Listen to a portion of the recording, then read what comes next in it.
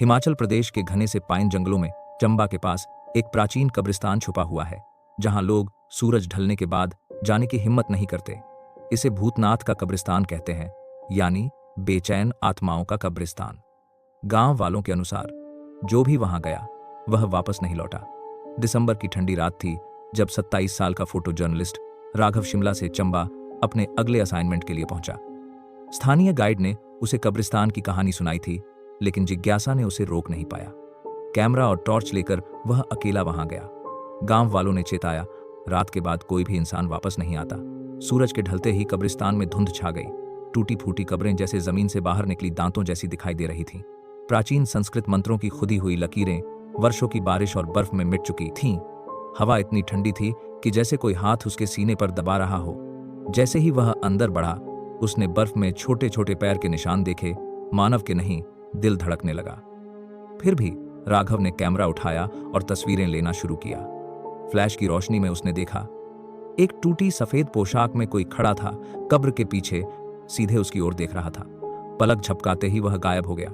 पेड़ों के बीच से एक धीमी गहरी आवाज आई, छोड़ छोड़, नहीं जाओगे? राघव ने पुराने किंवदंती याद की। कहा जाता है, प्राचीन समय में महादेव नामक पुजारी को गांव वालों ने जादू टोना करने के आरोप में मार डाला था। उसकी आत्मा कभी शांति नहीं पाई। राघव ने कैमरा से तस्वीरें लेना जारी रखा। हर फ्लैश में और भी अजीब परछाइयां दिखाई दी। धुंध में कान फाड़ देने वाली फुसफुसाहटें, जमीन के नीचे से खुरचने की आवाजें, कुछ तो हिल रहा था वहां। अचानक एक पुरानी समाधि के पास जमीन फट गई।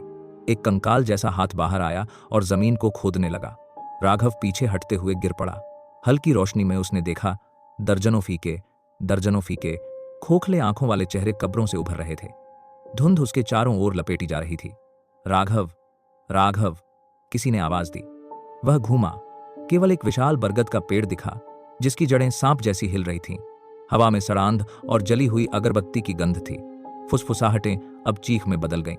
घबराकर राघव दौड़ा, कब्रों से टकराया, मृतक की हड्डियों पर गिरा। कब्रिस्तान अनंत सा लग रहा था। हर मोड़ पर वही समाधि, वही पुजारी का चेहरा, अब काले आंसुओं से बह रहा था। उसका कैमरा खुद ब खुद चालू हुआ। स्क्रीन पर भयावह दृश्य, सैकड़ों परछाइयां उसके चारों ओर, उनकी खोखली आंखें चमक रही थीं। बीच में महादेव का भूत, शाप पड़ता, यहां से कोई नहीं जाता, यह तुम्हारा अंत है। राघव चिल्लाया, समाधि के दरवाजे को पीटने लगा, लेकिन वह पत्थर था। फिर चुप्पी छा गई। सुबह की पहली किरणें जब धुंध को छांट गईं, राघव कब्रिस्तान के बाहर पड़ा मिला। लेकिन जैसे ही वह खड़ा हुआ, उसने देखा उसकी परछाई धूप में भी हिल नहीं रही थी। अंतिम बर्फ से ढकी कब्र में उसका चेहरा झांक रहा था, पीला हुआ, राजा था, खोखला आंखों वाला, मूक चीखता हुआ। उसका कैमरा गांव वालों ने बाद में कब्रिस्तान के पास पाया, अभी भी गर्म। लेकिन राघव कभी वापस नहीं आया।